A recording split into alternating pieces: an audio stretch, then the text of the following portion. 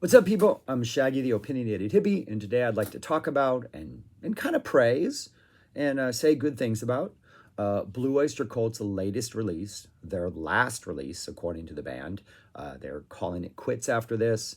Um, Decades of entertaining the masses is coming to an end, but we have a new album. Came out April 19th. Today's the 21st. Listened to it a whole bunch of times in the last 2 days. It's called Ghost Stories. And it's an interesting release because it's not a bunch of new songs. These are all songs, except for one, that were recorded, written, maybe possibly not finished, but were intended to be on other albums, going from maybe as early as Spectres, but definitely Mirrors on through Revolution by Night, late 70s, early 80s. With one song from 2016, which is by far, I would say, the weakest song on here. Couple covers, 3 covers, 9 other songs. The first time I listened to it, I had 2 thoughts. Friday morning, driving to work and at work, I checked it out. I was kind of underwhelmed. I didn't think there was anything on here that was like, man, I wish they had released this back in the day. This would have completely changed an album. I didn't really find that track. So I was a little bit underwhelmed. And then I really wanted to go back and listen to Fire of Unknown Origin. It reminded me of Fire of Unknown Origin, the sort of that kind of vibe, like pretty much standard, typical songs. They weren't like reinventing any wheels, but just always had those enough of those little BOC flourishes throughout that made it a little different, made it stand out. But I wanted to go listen to that album because I thought, it would have been better. So I listened to it a bunch of times, Friday and Saturday again this morning. And every time I've listened to it, it's definitely grown on me. And I definitely think it's a pretty fun, enjoyable listen with some really, really good highlights on it. But 12 songs. And the one thing it's lacking, I think a bunch of these songs, like going back, like a couple songs, there's a song called Cherry, which has this sort of retro rock vibe, kind of early 60s, late 50s maybe. Horrible lyrics. We're making a Lolita, we're consciously making a Lolita reference, and not in a, hey, I'm smart, I read books by Nabokov sense, but in a like, hey, yeah, you've got that Lolita smile, which is kind of turning me on, and that's not appropriate. So the lyrics are kind of problematic, but musically it could have fit, I think, right on Spectres, or even like, yeah, could have fit right on Spectres, maybe even a little bit on Mirrors, and it would have worked perfectly. Bunch of these songs I thought could have fit on Fire of Unknown Origin. Not sure. I don't think there's anything on Fire of Unknown Origin I would switch out, because that album is perfectly sequenced and the balance on that is perfect. But I think these songs would have fit well on that album. And if I have a complaint about this album, other than the one song, there's a cover of the Beatles' If I Fell, which is the closing track, which is the 2016 track. Didn't need to be on here. I think it kind of ruins the whole vibe of the album. It's by far, I think, the low point. It's the band having fun, but it doesn't end the album well. But I did eventually go back and listen to Fire of Unknown Origin and even Mirrors, because these songs remind me of those albums. And the one thing this release is missing, as good as I do think it is pretty good, is it doesn't, the sound on Fire of Unknown Origin, I think, is great. It is clean, it is crisp. The production, I absolutely love the production on that album. And even though it has this sort of very radio-friendly sheen on it, there's like a depth to it, kind of a darkness, and that occult vibe seeps through on a lot of the songs. Fire of Unknown Origin, you got that psych vibe. Veteran of the Psychic Wars is dark. Heavy metal, Black and Silver has that really weird groove in the middle. The Vengeance of Pack, Joan Crawford is essentially a musical seance. These songs lack that sort of dark production that there's something about this. It doesn't have the warmth of a Fire, even the warmth of a Mirrors. So that's a little bit lacking. And then a number of these songs almost feel unfinished. Like if they had actually decided to put them on an album, maybe they would have fleshed them out a little more. You'd get maybe different parts as you would like a Vengeance or like a Vigil or something like that. And so it feels like some of them are like, oh, there needs to be more of it, which is a good problem to have, maybe. But yeah, 12 songs, opens up with Late Night Street Fight, really nice drive and energy, almost has a Revenge of Vera sort of bass line in it. Not quite as funky as that, but you can kind of feel like maybe this was going to be on Spectres and was kind of feeling those Vera vibes. Cherry is that retro rock song that just great energy, fun lyrics. So Supernatural, Joe sings. Joe's not a very good singer. I think the singing on So Supernatural is just not that good. This is one of those songs that just kind of has a nice vibe and a nice feel, but doesn't feel like it really goes anywhere. I think it's about 5.5, 6 minutes long. I think it's the longest song on here. Doesn't really feel like it goes anywhere. And I kind of compare it to like Shooting Shark off Revolution, which also kind of really doesn't go anywhere, but you feel like it does because the energy is so intense and the lyrics do take you someplace fourth time around. Yeah, it feels like it's a little treading and it needed something more. Fantastic cover of We Gotta Get Out of This Place.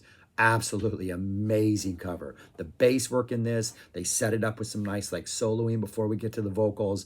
Absolutely fantastic. Soul Jive might be the best song on here.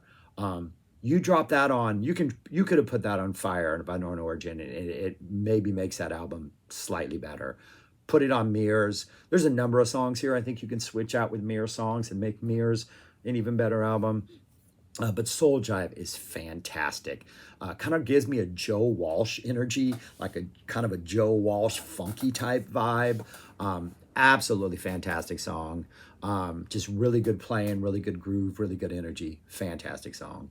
Gun kind of has a middle of the road rock vibe, but over the course of the song, the energy kind of accumulates and builds up some nice sort of just rhythmic energy, and you get some nice sort of it's got some movement to it that's pretty good. Shot in the Dark, I think, is the one song on here that I could see maybe ending up on Revolution by Night. It has this sort of lounge noir opening in which Bloom is doing some like, I'm a private detective and there's not much work these days except for like divorcees. Then we go into like this catchy pop rock. The lyrics, I think the first line is, she struck me like a match. She really was so hot, or something like that. The lyrics are kind of cheesy and bad, which is why I think it would fit perfect on Revolution by Night. But it's not a bad song, kind of fun.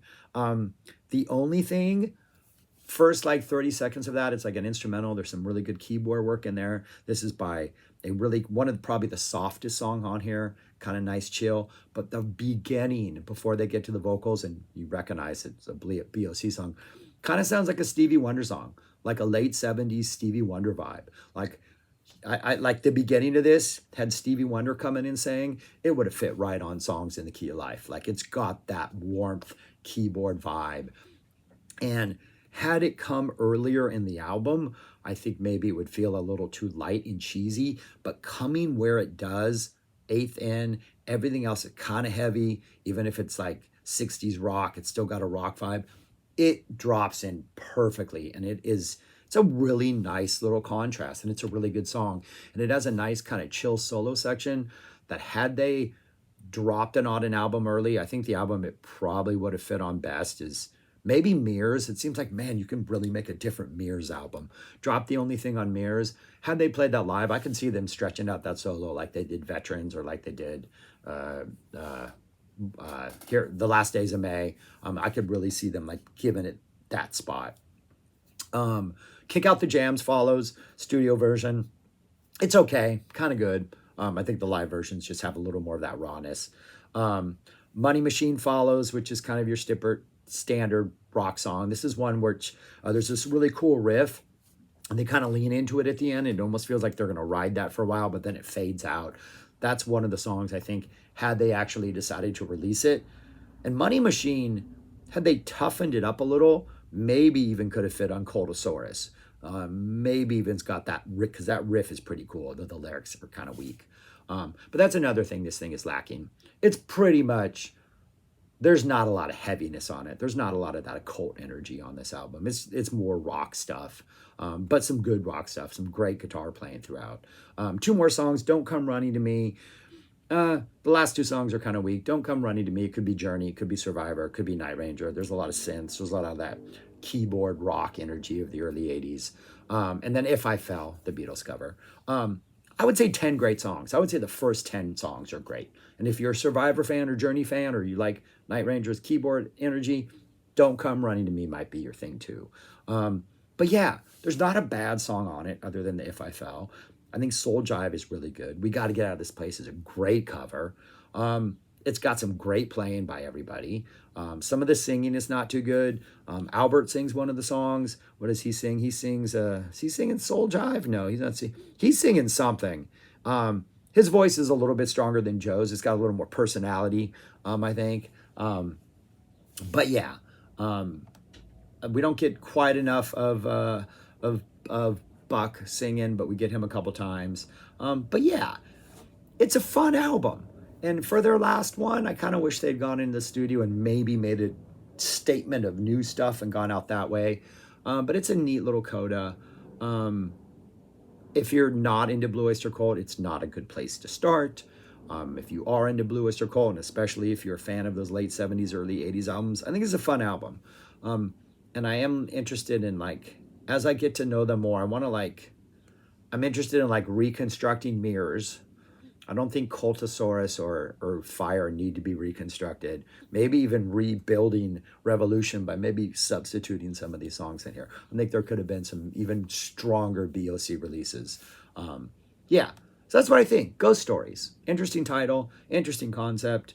It's well-sequenced album. Some pretty interesting stuff.